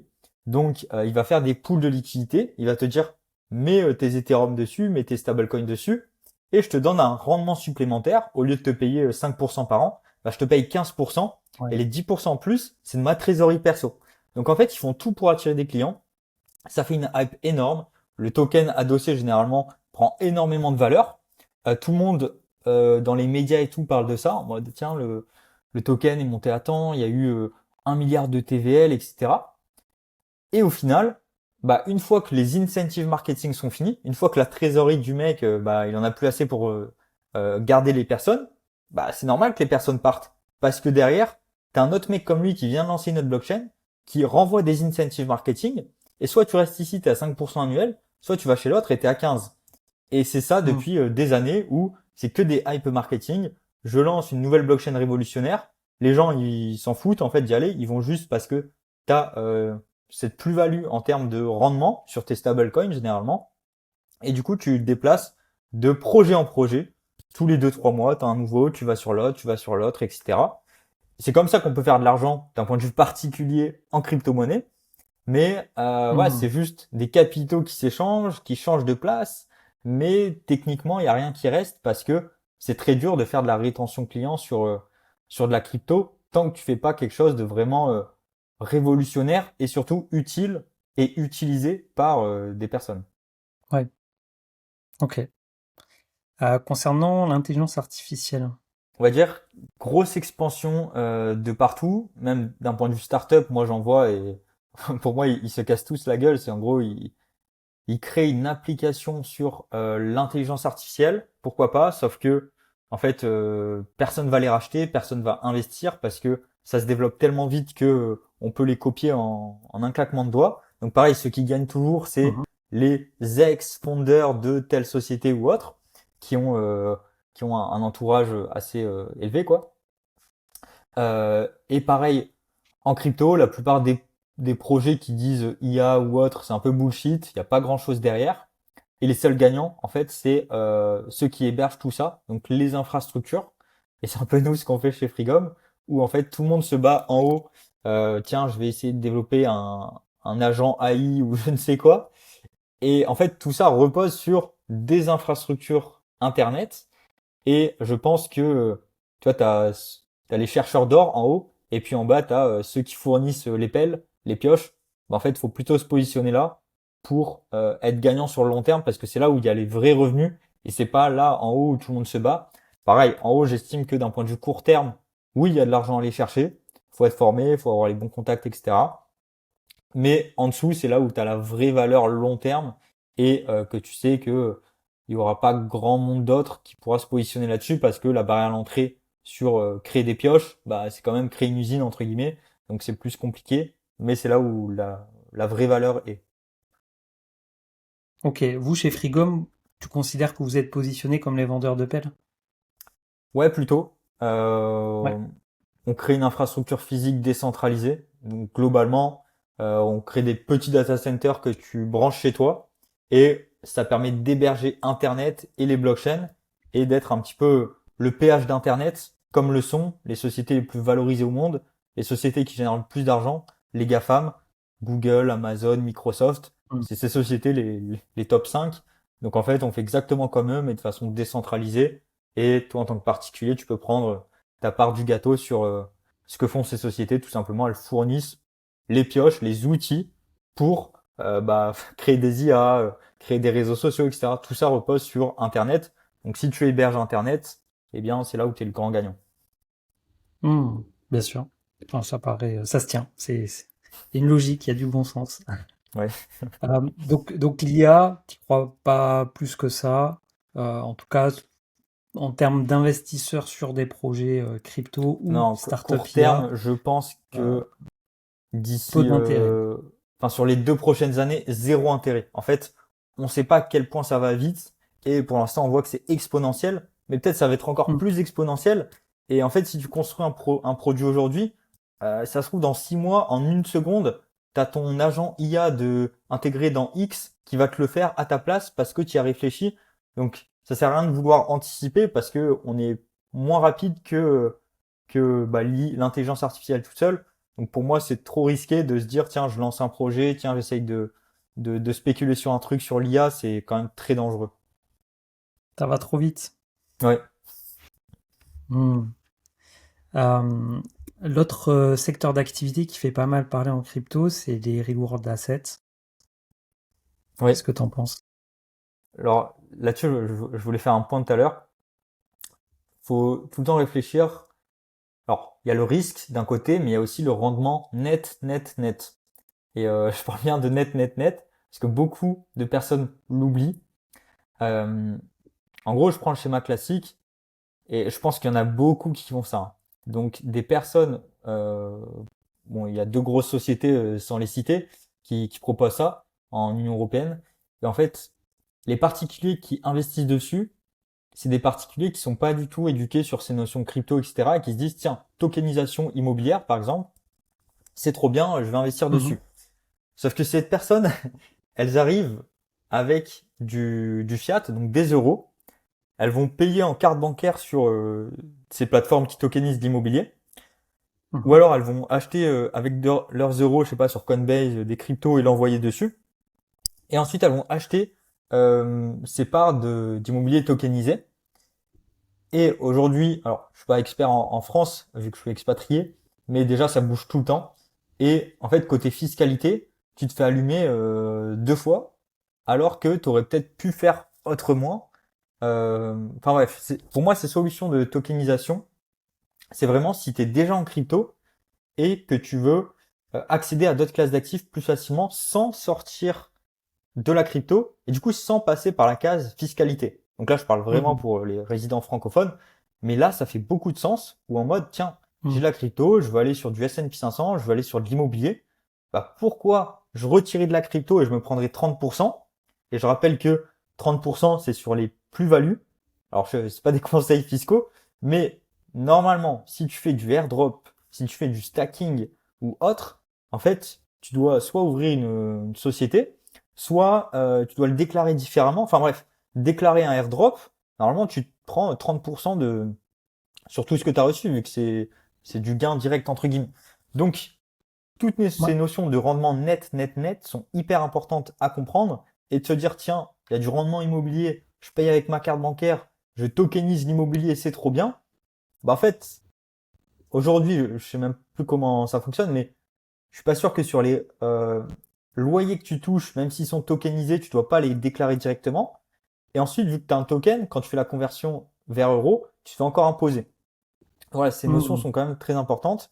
Je fais un petit point aussi sur la partie startup où ces fonds de private equity dont je parle, euh, et aussi les startups, c'est pour ça que moi je rentre en direct, généralement, si je peux. Bah, en fait, tu as beaucoup, beaucoup de frais. En fait, plus tu as de frais et plus c'est accessible. C'est normal, tu as des intermédiaires qui font leur travail, etc. Mais quand tu calcules vraiment en Mhm. rendement net, net, net, des fois il te reste plus grand-chose. Donc les fonds de private equity, généralement pour y accéder, c'est soit entre 100 000 et 500 000 euros le ticket minimum, ou soit tu passes par des fonds de fonds et du coup tu te prends deux fois des Mhm. frais. Donc par exemple, Mhm. tu vas investir 10 000 dans le dernier, enfin dans l'actif sous-jacent, c'est-à-dire les sociétés, les startups qui sont dans les fonds, en fait, tu vas te prendre, vu que c'est sur 10 ans, généralement, c'est 2% de frais de gestion annuels, plus 20% de perf, généralement, donc du 2,20, ce qu'on appelle. Donc, vu que c'est sur 10 ans, bah, en fait, 10 fois 2%, ici, tu te prends 20% à l'entrée. Ici, tu te reprends 20%, peut-être pas à l'entrée, peut-être eux qui ils divisent, mais ici, c'est quasi sûr. Donc déjà, tu dois mettre 12 000 euros ici pour que tu aies tes 10 000 là, plus ici. Donc globalement, tu payes 14 000 et ce qui est vraiment investi, ça va être 10 000 euros. Et là-dessus, Mhm. si tu as fait ton fois 5 par exemple en 10 ans, bah sur ton x5, tu te reprends 20% ici et 20% ici. Donc, tu as 50 000. Je fais un calcul un peu pourri, mais c'est pas grave. Il te reste peut-être 30 000 à la sortie. Donc, tu as mis 14 000, tu récupères 30 000. Et derrière, si tu es en France, impôt à 30%. Donc, il te reste 20 000. Donc, en gros, tu as mis 14 000 pendant 10 ans et tu ressors avec que 6 000 euros de plus-value. Parce que tu as trop Mhm. d'intermédiaires, parce que tu as la taxe. Donc c'est très important de calculer son rendement net, net, net après impôt, suivant ta fiscalité, etc. Parce que la plupart du temps, tu te fais quand même éclater sur les frais, même si l'actif sous-jacent est hyper séduisant, rentable, peu risqué, bah à la fin peut-être que Mhm. tu te fais quand même défoncer quoi. Ouais. Ah, c'est intéressant, hein. C'est vrai que cette notion de gain net, elle est vraiment importante à avoir, hein. C'est pas ne pas se laisser un peu avoir ou illusionner par le gain brut de ce que peuvent annoncer ces sociétés-là, que ce soit des fonds ou des sociétés de tokenisation, quelle que soit la classe d'actifs derrière, qui vont dire oui, on fait tant de pourcents de rendement ou on vise tant de pourcents, voilà, c'est le rendement cible, c'est tant. Ok, on peut prendre en compte cette information, mais derrière, il faut faire le calcul qui va bien pour savoir à la sortie, impôt déduit, combien on a gagné réellement, quoi, ou on projette Oui, de c'est gagner ça. réellement. Ouais, tu parlais de ton expérience immobilier. Je crois qu'il y avait quelqu'un qui a fait un calcul en mode, il a fait une opération immobilière qui lui a rapporté X, et en fait, rapporté au temps qu'il a Mm. passé, bah, en fait, il était payé moins qu'un SMIC. Donc, était payé moins de 10 euros de l'heure Ouais. pour faire tout le travail de recherche, de travaux, etc. Après, bon, je pense, il y a aussi, c'est quelque chose que tu peux faire en plus de ton travail. Donc, bref, il y a d'autres notions. Mais c'est vrai que des fois, rapporter tout à ce qui te rapporte réellement, c'est intéressant. Et il y a aussi pas mal de personnes qui investissent dans l'immobilier à l'étranger. Généralement, tu veux commencer avec des petites opérations du style 50 000, 100 000 euros. Et le truc, c'est que, euh, en fait, rien que prendre tes billets d'avion, payer l'hôtel, faire des rendez-vous, repartir, tu reviens, tu re-signes, ben en fait, ton billet d'avion, ton hôtel, il t'a peut-être coûté 5 000 euros sur la première année. Et si ton bien, tu l'achètes 50 000, ben en fait, ça fait 10% du prix, juste payé en déplacement, plus rajouter l'énergie que tu as dépensé, etc. Donc même cette notion de net, net, net, bah moi je le mets un petit peu dans tout ce que je fais dans ma vie. Alors bien sûr, tu as voilà, cette partie vraiment financière, Mm. tu as cette partie plus bien-être et ce qui te fait kiffer aussi. Mais voilà, des fois tu te Mm. dis, putain, en fait, je me déplace, je vais payer 2000 euros pour quelque chose qui va me rapporter X. Bah, peut-être c'est pas intéressant de le faire de cette façon. Et peut-être du coup, pour ma situation, je reste en crypto, en finance décentralisée, je fais mes 10-15% annuels. Et tant que je sors pas, que je reste en crypto, bah, je suis pas imposé, donc tant qu'il y a cette niche fiscale entre guillemets, je reste là-dessus parce que c'est plus intéressant que de sortir, de me prendre 30%, de voyager pour acheter un appart je sais pas où, plus j'ai des frais annexes. Donc voilà, j'essaie d'appliquer ce truc de rendement net net net un petit peu partout. C'est hyper intéressant. Et du coup, ça me donne envie de faire une petite parenthèse. Tu parles de la fiscalité, la flat tax 30%. Toi, tu es expatrié depuis quelques années, tu as vécu en Estonie, là tu m'as dit que tu étais en Roumanie. En Bulgarie. C'est quoi? Bulgarie, pardon. C'est quoi Ouais. qui t'a amené à t'expatrier? Alors Estonie, du coup, je me suis expatrié en 2021. C'était clairement la crypto-monnaie et que je gagnais Mm. beaucoup d'argent. Et alors en prenant du recul, l'Estonie, c'était pas le meilleur choix fiscal parce que du coup, mes crypto-monnaies, c'est en perso. Et du coup, on a quand même une flat tax en Estonie qui était de 20% et maintenant elle est de 24%. Donc au final, si D'accord. on prend du recul par rapport à la France, c'est pas hyper non plus avantageux. Par contre, en France, le problème, c'est que voilà, tu fais du airdrop, tu fais du minage, du stacking, tu fais tourner tes nœuds chez toi. Limite, c'est des activités professionnelles que tu dois déclarer différemment Ouais. et ça reste Oui, très pour faire une compliqué et très flou société. aussi.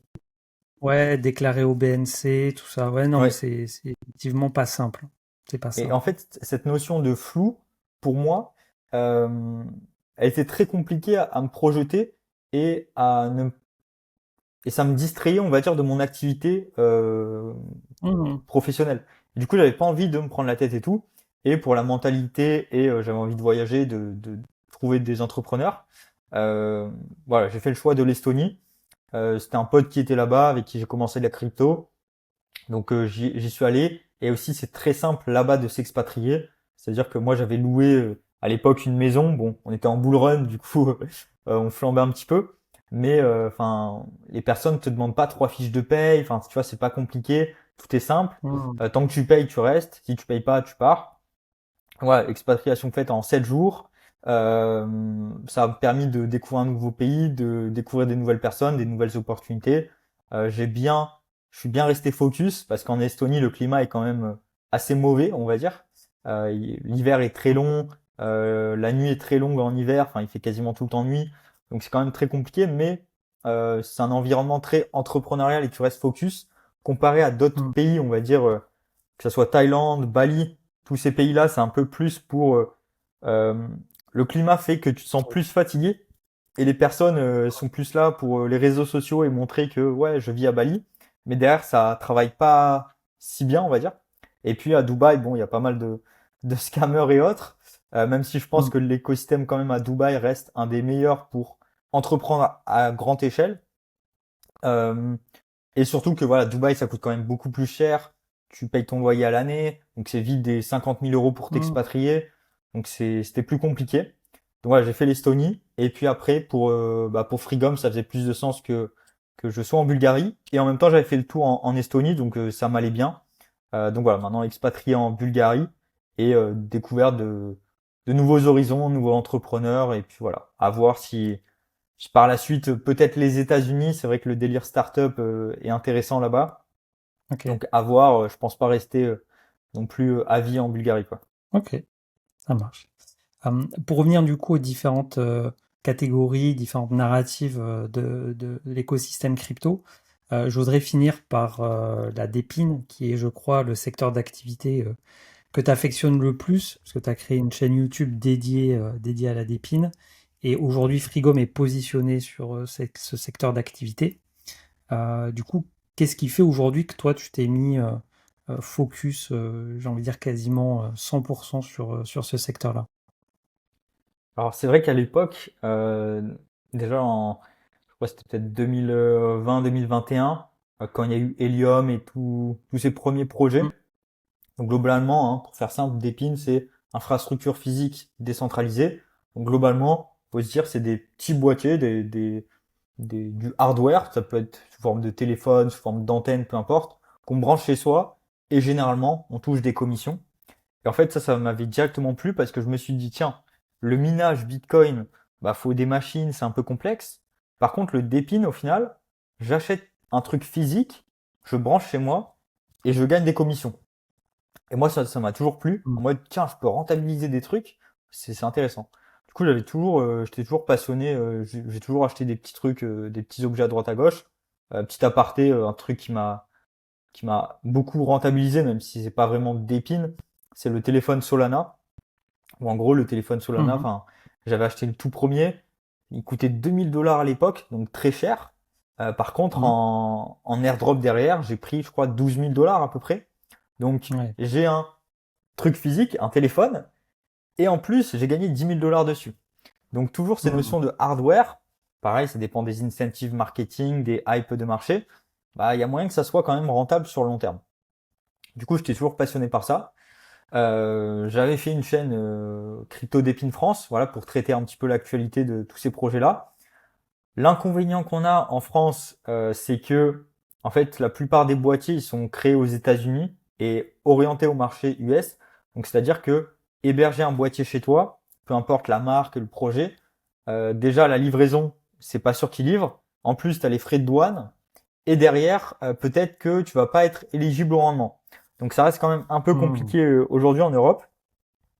Euh, et puis voilà, je suis tombé. On va dire le projet Frigom est venu à moi un petit peu par hasard. En gros, j'étais dans un groupe d'entrepreneurs, vu que je suis passé de la crypto à la startup, et puis la startup, ça m'a passionné, donc j'ai commencé à faire des levées de fonds pour des startups.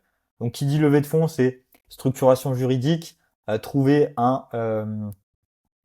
j'arrive jamais à le faire en français, un MVP, donc euh, un produit minimum qui fit le marché, donc qui correspond à la demande du marché.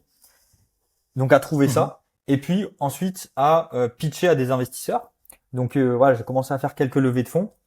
Et ensuite, j'étais dans un groupe d'entrepreneurs. Il y a Axel Gobert, donc le CEO actuel, qui met un message. Quelqu'un s'y connaît en levée de fonds. Je lui dis, bah écoute, je viens d'en finir une. on peut discuter. Et là, son père me pitch le projet. Donc moi qui viens, on va dire, de ce que j'appelle la finance non conventionnelle, c'est-à-dire la crypto. Donc je trade Mhm. la crypto entre guillemets, mais tout ce qui est voilà, les Sharpe ratios, enfin toutes les métriques de fonds d'investissement, de traders, etc. J'en ai quand même pas mal, mais je m'estime pas expert.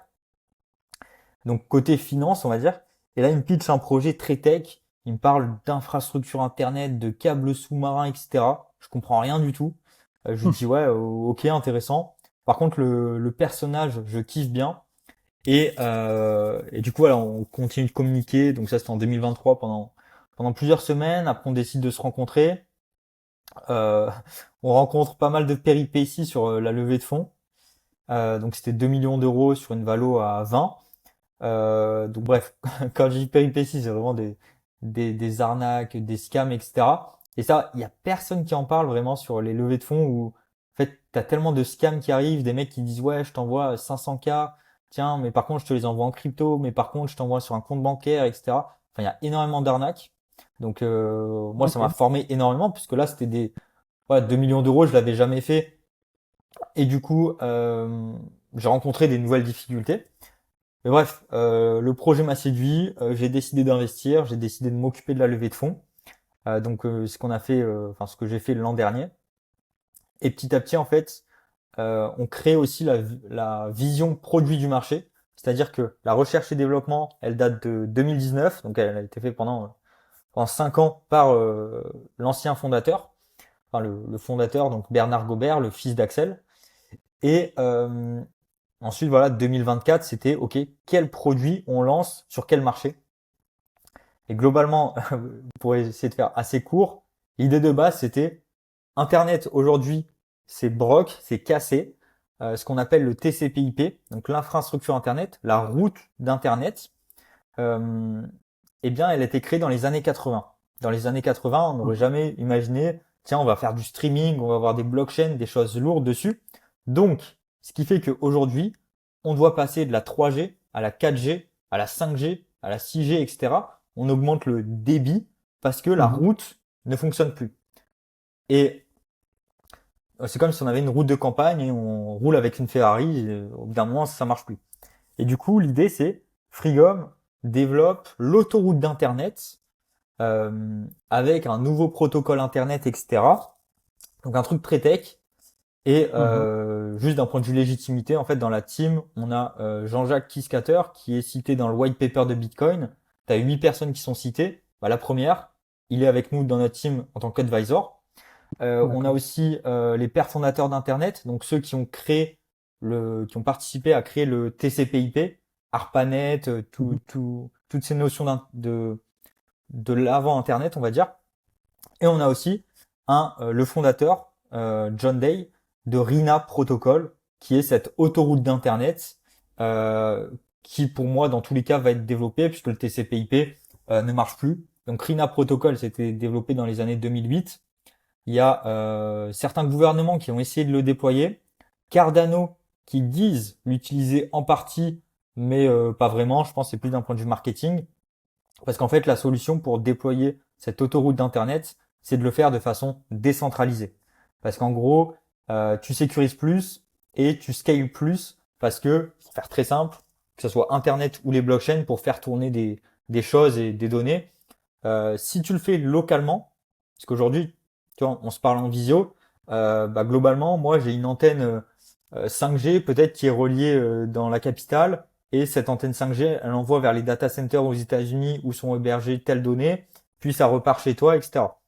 Mais si localement on crée des infrastructures physiques, eh bien la donnée ne va plus transiter par toute la terre entière, aller aux États-Unis et repartir, elle va transiter localement. Donc en fait, tu Mhm. réduis la latence, tu t'accélères la transmission de données, etc.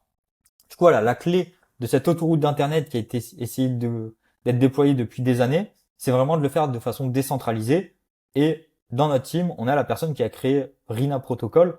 Donc voilà, on est plutôt bien entouré d'un point de vue technique. Et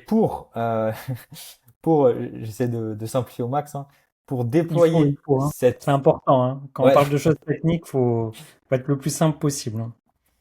et pour déployer du coup cette autoroute d'Internet, eh bien, le fondateur devait mettre du coup des boîtiers chez les gens, mais dire à des gens, tiens, mets un boîtier chez toi, c'est compliqué. Donc, il avait trouvé l'idée de, tiens, je vais développer une serrure connectée adossée à un petit boîtier qui te permet d'héberger de un Internet et de deux ta serrure connectée.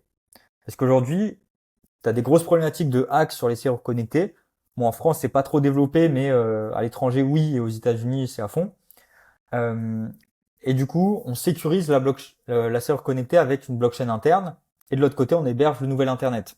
Donc c'est un petit peu ça Quand le tu parles produit. de, quand tu parles, excuse-moi, quand tu parles de serrure connectée, tu parles de serrure de porte. Oui, oui, complètement. Ouais. Ouais, ok. En fait, l'idée c'est, on doit décentraliser l'infrastructure Internet. Et comment faire pour que les gens mettent un petit boîtier chez eux? Eh bien, enfin, hébergent quelque chose chez eux. Eh bien, avec quelque chose qu'ils ont tous chez eux, une serrure de porte. Et ça va se Ouais. moderniser. Donc, les serrures deviennent de plus en plus connectées. Donc, tu mets une serrure voilà, que tu connectes avec ton téléphone, Bluetooth, Wi-Fi. Donc, c'est chez les gens. Et du coup, au lieu qu'ils achètent une serrure classique qui se connecte en Wi-Fi ou en Bluetooth qui peut se faire hacker, autant qu'ils aient une serrure, on va dire, plus haut de gamme, qui leur rapporte de l'argent, je vais y dire, mais qui Hmm. aussi sécurise leur logement parce que tu as une blockchain intégrée en interne et du coup, même si un hacker te hack le signal Wi-Fi Bluetooth, eh bien, il n'a pas ta clé privée qui est sur ton téléphone. Donc bien sûr, en mode abstraction, donc il n'y a pas besoin de comprendre tout ça, mais globalement, tu as ton téléphone et tu Hmm. déverrouilles ta serrure. Donc c'était ça un petit peu l'idée. Et moi, je lui ai dit, à l'époque, bah écoute, il y a le narratif d'Épine qui vient d'émerger, parce que le d'Épine, du coup, ce terme d'Épine, euh, il a été apparu ouais, il y a quelques années par Messari.io, qui est un Mhm. site qui référencie un petit peu tous ces narratifs. Et voilà, avant, on n'avait pas mis de nom dessus, mais il y a eu l'émergence du Dépine et pas mal d'engouement sur voilà, les 2, 3 dernières années sur le Dépine. Du coup, je lui ai dit, au lieu de vendre une serrure connectée, enfin, de développer une serrure connectée et un petit boîtier qui héberge la blockchain et Internet, bah, en fait, en crypto, les mecs dépensent des milliers d'euros dans des NFT, des images de singes, etc. Ils dépensent des centaines d'euros dans des petits boîtiers pour générer de l'argent. Donc en fait, si on propose un produit qualitatif qui génère réellement de l'argent, c'est pas de l'inflation de tokens, c'est pas un Ponzi ou autre, je pense vraiment qu'on peut faire pas mal de bruit sur le narratif d'Épine en crypto-monnaie. Et du coup, petit à petit, bon, Elliot, le jeune qui arrive et qui essaye de convaincre bah, le CEO qui avait 58 ans, plus le CTO, la cinquantaine aussi, avec 40 ans d'expérience, c'était compliqué. Mais petit à petit, en montrant un petit peu ce que je savais faire, bah, ils ont compris que, ouais, en effet, on pourrait faire que un petit boîtier d'abord, le déployer chez les Hmm. personnes, on va dire Web3, qui utilisent un petit peu tout ça, et ensuite, on héberge le nouvel Internet, etc. Et puis la serrure connectée, ça reste un petit peu un produit d'upsell, un produit supplémentaire, si tu veux, pour le Hmm. mass market en tout cas. Mais on peut d'abord se déployer physiquement chez les gens avec cette niche Web3.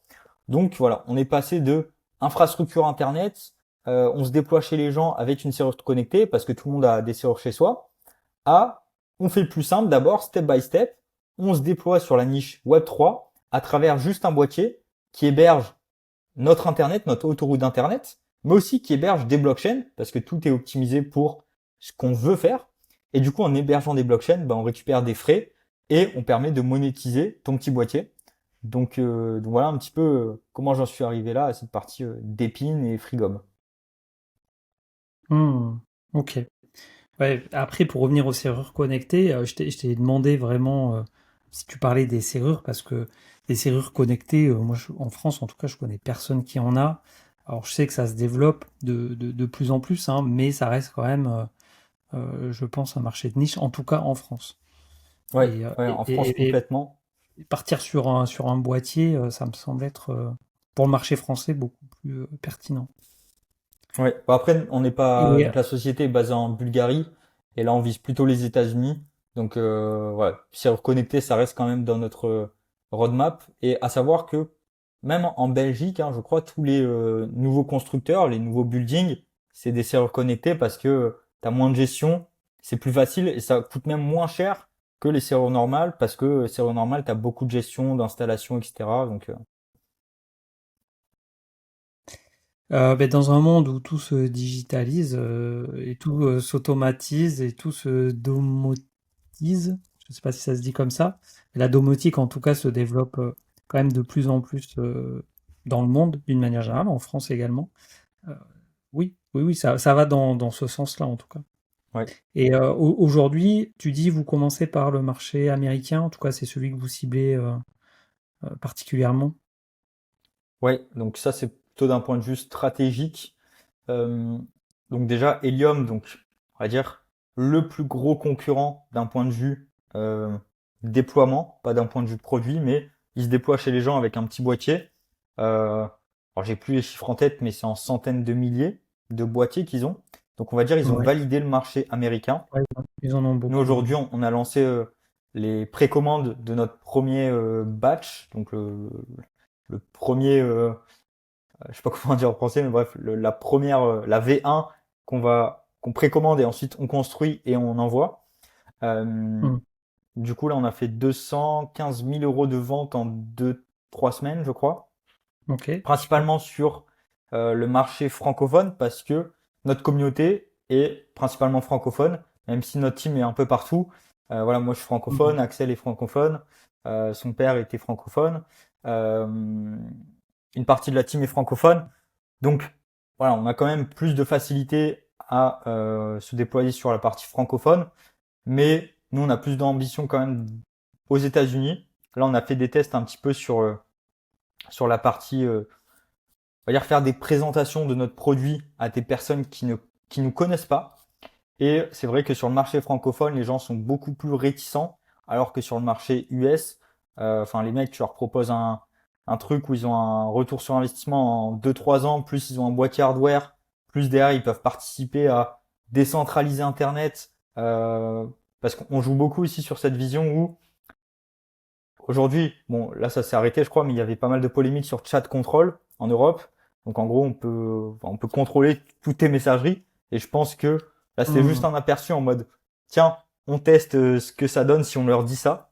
Mais peut-être dans 2, 3 ans ça va revenir sur la table et ça va passer. Toutes ces notions de euh, les GAFAM, donc les plus grosses sociétés, contrôlent un petit peu toutes les données, c'est centralisé. Hmm. Euh, pour imaginer la problématique, il y a le film Ready Player One qui illustre Hmm. pas mal tout ça. En gros, les mecs, ils ont un casque VR pour échapper sur leur tête toute la journée pour échapper à la réalité.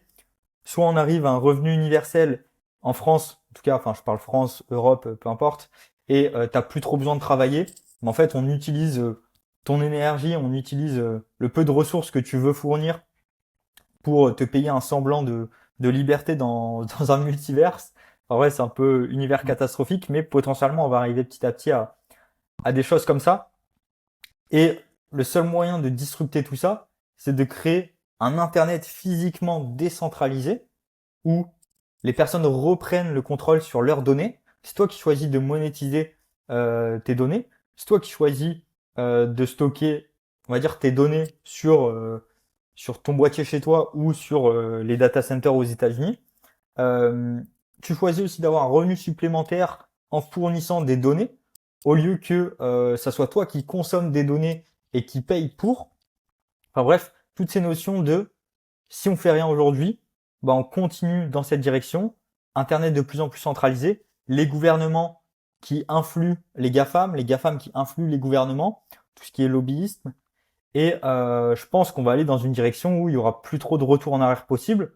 Alors que si on arrive un peu en mode cheval de Troie où on décentralise physiquement Internet, on reprend cet aspect un peu plus communautaire qu'on avait il y a 50, 100 ans, en tout cas en France, où il y avait plus d'entraide, etc. On retrouve cet univers de entraide d'Internet où on a un truc plus local. On n'est pas obligé de faire le tour de la planète pour envoyer un SMS, ça va juste passer localement si tu envoies un message à ton pote à côté de chez toi. Donc on joue aussi sur cette vision de reprendre contrôle sur ces données, reprendre du pouvoir d'achat, parce que tu gagnes de l'argent en monétisant tes données, tout ça de Mhm. façon assez simplifié. Euh, donc voilà, je sais plus quelle était la question initiale, mais c'était pour évoquer un petit peu plus la vision. Hmm. Est-ce que pour que ça fonctionne, il y a besoin d'un déploiement déjà? Ou dès que Alors, tu reçois ouais, ton boîtier, il fonctionne? en fait, là pareil, donc on a notre recherche et développement. Comment on fait pour faire un produit qui séduise? En effet, si on avait fait un produit où faut qu'il y ait 500 Freakbox, donc c'est nos petits boîtiers, dans Paris par exemple, bah faut déjà en vendre 500 sur Paris, c'est compliqué. Donc on a fait en sorte que ça fonctionne directement. Donc là pour en rentrer un petit peu plus dans la technique, quand tu as une Freakbox chez toi, tu héberges trois choses. La première, c'est du stacking Ethereum. Donc en gros, sur Ethereum, pour faire fonctionner la blockchain, on a besoin de validateurs. Ces validateurs, c'est Hmm. tout simplement des serveurs où il y a des Ethereum qui sont stackés dedans et qui permettent de valider les transactions. Ces validateurs sont hébergés sur les data centers aux États-Unis, principalement AWS, donc le cloud, on va dire, d'Amazon. Ce qui fait que Ethereum est très Yes. centralisé, etc. Euh, Nous, en fait, on fournit le hardware, donc cette Freakbox, ce petit boîtier que tu branches chez toi, mais aussi on fournit, on va dire, le software avec des solutions de monétisation. Donc c'est pas à toi de créer ton validateur, de déposer des Ethereum, de télécharger je ne sais quoi, comme la plupart des projets un petit peu d'épines. Tu vois on va dire tout ce qui est dApp Node, donc c'est des boîtiers de solo staking, ça vaut déjà une fortune entre 1500 et 2500 euros. Et en fait, c'est juste un mini PC que tu branches chez toi. Tu dois stacker toi-même tes Ethereum, donc 32 Ethereum minimum. Bon, il y a quelques autres solutions. Mais voilà, tu stacks, donc ça Hmm. fait 6 chiffres à mettre, et ton boîtier ne te génère pas de l'argent, c'est juste tes Ethereum qui te génèrent de l'argent. Et nous, en fait, ce qu'on a voulu faire, c'est un système de pool sur le stacking Ethereum, où c'est Freegum, on va dire les validateurs de Freegum, qui va, qui va utiliser toutes les Freakbox pour faire tourner les validateurs Ethereum. Donc en fait, toi, Mhm. avec ta Freakbox, tu génères des Ethereum sans rien faire, sans avoir besoin de stacker des Ethereum. Juste parce que tu fais le travail de AWS, mais au lieu que ça soit Lido Finance qui stack des Ethereum et qui paye AWS, par exemple, en fait, c'est Freegum qui exploite les validateurs, qui s'occupe de toute la Ouais. gestion et qui paye une partie des commissions aux Ok. validateurs, donc aux Freakbox. Donc cette partie, il n'y a pas Ouais, besoin ouais. Ok. d'avoir cette partie réseau en mesh, donc connecter différentes Freakbox pour la partie stacking Ethereum. Ensuite, deuxième partie, c'est les revenus d'Epin. Donc là, c'est payé en stablecoin. Là, en gros, il y a une liste de 30 features de monétisation. Donc, ça peut être du cloud storage, du stockage cloud. Ça peut être de la bande passante. Enfin bref, en Dépine, il y a beaucoup de monétisation. Ça, on a besoin principalement d'avoir en effet plusieurs box dans un périmètre pour pouvoir monétiser cette donnée. Et puis, Hmm. troisième partie, là, c'est encore à définir, mais le but, c'est de donner une allocation de notre token de notre future blockchain, la FreeChain, sur à toutes les Freakbox. Donc D'accord. on a fait le choix de tout ce qui nous est payé euh, directement en token, on le redistribue. Donc là, on est payé en Ethereum, bah on paye en Ethereum. On est payé en fiat ou en stablecoin, on paye en stablecoin. Et on n'a pas, on a, enfin, c'était vraiment ça mon point, c'est que je voulais pas qu'on paye juste dans un token qui va dump, qui va finir à zéro parce que tout le monde veut récupérer son Hmm. argent, pression vendeuse au max. Donc voilà. Si on est payé en Ethereum, on donne des Ethereum, on est payé en stable, on donne des stables, et puis une partie en plus d'allocation de nos futurs tokens. D'accord, ok. Parce que vous envisagez la sortie d'un jeton. Ouais, alors en fait, on va sortir notre propre blockchain et D'accord. généralement, quand on sort une blockchain, c'est plutôt pour l'adosser à un token. Mais l'idée, c'est on a besoin d'une blockchain pour sécuriser ces serveurs connectés et les objets connectés. Ouais. Et du coup, un token, ça a de fortes chances, mais rien n'est défini encore à 100%. Hmm. Ok. Top. Bah, très intéressant, hein. Pour ceux qui seraient curieux d'en savoir plus, où c'est qu'ils peuvent te contacter ou avoir des infos sur le projet? Ouais, moi je suis présent un petit peu sur tous les réseaux sociaux, Elliott Ouais. EPF, comme il y a écrit en bas. Et puis le projet Frigom, donc Frigghom. Donc beaucoup de personnes demandent d'où vient ce nom. Donc c'est le nom de Bernard, l'initiateur du projet. En gros, Frigg, c'est une déesse dans la mythologie et c'est la femme de Odin, si j'ai pas de bêtises. C'est celle qui protège le foyer et qui aime l'argent. Donc, en fait, en protégeant le foyer, bah, Ok. c'est une serrure connectée et qui aime Ouais, l'argent, bah, tout simplement, qui monétise ses données. Donc, ouais, d'où le projet Frigg, donc la déesse, et Home pour la maison. Donc, protèges ton foyer et tu monétises ton argent. ok, Et du top. coup, pareil, Et Freegum sur Internet, sur ouais, Twitter, sur YouTube, pas mal d'interviews. je mettrai les liens dans la description de la vidéo pour ceux qui veulent aller en savoir plus. Euh, Est-ce que tu aurais un petit mot de la fin pour conclure cet échange? Petit mot de la fin, j'aime bien rappeler ces notions que j'apprends au fur et à mesure de mes expériences, mais c'est cette notion de rendement net, net, net. Vraiment, faut vraiment se poser cette question. Et aussi, alors si vous êtes entrepreneur, cette notion de sacraliser son capital ou en gros, si vous faites de l'argent avec votre business, c'est quand même important de décorréler cette partie éphémère du business qui peut changer.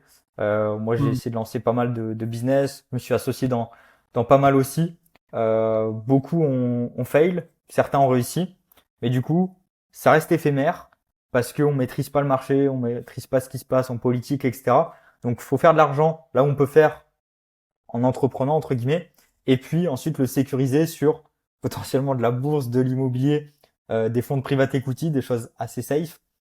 Mais voilà, ça Hmm. je l'ai appris au fur et à mesure, mais vraiment faire son argent et le mettre ailleurs parce que mettre son argent, son propre investissement dans son propre business et avoir tous ses œufs au même poignet, c'est jamais quelque chose de très sain sur le long terme, même si on peut maximiser ses gains, on peut tout perdre et c'est plus facile de remultiplier 10 000 euros que de partir de zéro. Donc voilà, pas mettre ses œufs tout dans le même panier. Bien sûr, bien sûr. Bah, écoute, merci beaucoup. 27 Merci à ans, toi. déjà un très beau parcours, une très belle expérience. On sent que tu as pris beaucoup en maturité. Voilà, 27 ans, c'est pas tout jeune non plus, mais en tout cas, moi, du haut de mes 40 ans, ça me paraît jeune et je me souviens où j'en étais à 27 ans. J'avais pas investi en crypto, j'avais pas investi en IMO, j'avais pas investi en bourse, enfin, j'avais jamais investi, j'avais d'autres sujets de préoccupation à cet âge-là. Donc moi je trouve que ton parcours il est vraiment très inspirant, tu as déjà fait beaucoup de choses, tu as déjà testé beaucoup de choses, tu as déjà généré des sommes d'argent que très peu arrivent à générer à ton âge. Même si tu en as perdu en partie derrière, tu as su en tirer les leçons. Donc vraiment je trouve que ton parcours est très inspirant, je suis très heureux d'avoir pu échanger avec toi aujourd'hui. Donc merci beaucoup Merci et beaucoup de l'invite. je vous donne rendez-vous rapidement pour une nouvelle vidéo et d'ici là, portez-vous bien. Ciao.